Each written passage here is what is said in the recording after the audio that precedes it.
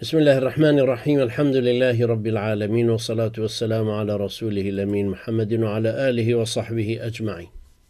اللهم أرنا الحق حقا وارزقنا اتباعه، وأرنا الباطل باطلا وارزقنا اجتنابه، آمين. السلام عليكم ورحمة الله وبركاته. أمر إن شاء الله لقل ركني بينجم بين لا زنجيرة درسي بيناسي بايكاني إسلام كأمششم درسيتي ئەگەرچی ڕوکنی پێنجەمە، چونکە شایەتمان دوو دەرس بوو. ئەمڕۆ باسی ڕۆژووی ڕەمەزانەکەین. خوای گەورە فەرمێ: شهر رمضان الذي أنزل فيه القرآن هدى للناس وبينات من الهدى والفرقان فمن شهد منكم الشهر فليصمه. فەرمێ مانگی ڕەمەزان کە خوای گەورە قورئانی تێدا ناردۆتە خوارەوە تا ببێ بەمای ڕێنمایی و ڕێڕوونی خەڵکی، کە دیاریکردنی ڕێبازی ڕاست و هیدایەتی خوایی و ناسینەوەی حەق و باتڵی تایە. هەر کەسێکتان گەیشتەوە ئەم مانگە با ڕۆژوەکەی بگرێ، واتە ڕۆژووی مانگەکە.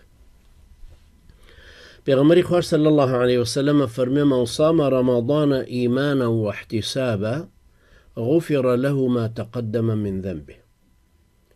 أفرمي وكل حديث صحيح بخاري ژمارە 2014 أفرمي هەر کەسێک ئیماندارانە و لەبەر خاتری خوای گەورە ڕۆژووی ڕەمەزانەکە بگرێ، لە گوناحی بەر و دوای ئەبورێ، هەموو گوناحەکانی خۆشە بێ، بە شەرتێک لەبەر خاتری خوای پەروەردگار بیگرێ. ڕۆژووگرتنی مانگی ڕەمەزان کە فەرزە و یەکێکە لە پێنج پایەکانی ئیسلام، ئەنجامدانی فەرمانێکی خوای گەورەیە و خۆ کۆنتڕۆڵکردن و گرتنەوەی نەفس و حەز و ئارەزووە لە چێژەکانی خواردن و خواردنەوە و حەزی جنسی، کە ڕۆژەوان هەر لە کاتی سپێدەی بەیانیەوە تا خۆرئاوابوون خۆی لەو شتە حەڵاڵانە ئەگرێتەوە و بە نیەتی خواپەرستی هەموو ڕەفتارەکانی تریشی پارسەنگەکات و لەبەر خاتری خوای گەورە توخنی گوناح ناکەوێت. فەرزبوونی ڕۆژووی ڕەمەزان لە ساڵی دووەمی کۆچیدا بوو. پێشتر عەرەبەکانیش دەیانزانی ڕۆژوو چییە، دەیانزانی کە بریتیە لە ئەلئیمساک، واتە خۆگرتنەوە لە هەندێک شت. مانگەکەش تەبعاً هەر پێش ئیسلام ناوی ڕەمەزان بوو، کە خۆی بە عەرەبی ڕەمەضانە، بۆیە پێشی وتراوە ڕەمەضان، چونکە لەو مانگەدا زیخ و چەو هەمووی سوورە بوونەوە لە گەرمایە، بۆیە بە زیخ و چەوی سوورەوە کراوەڵێن ڕەمەضا.